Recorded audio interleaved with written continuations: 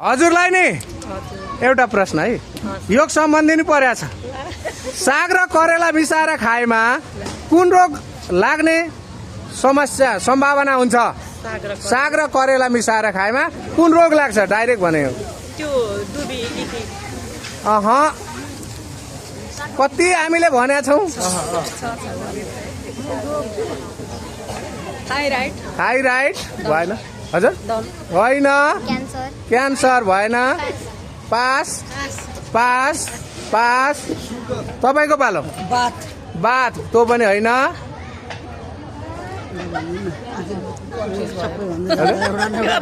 हजुरलाई पास बाहिर। हजुर भएन। यसको सही एन्सर भनौँ, प्रेसर हाई हुन्छ।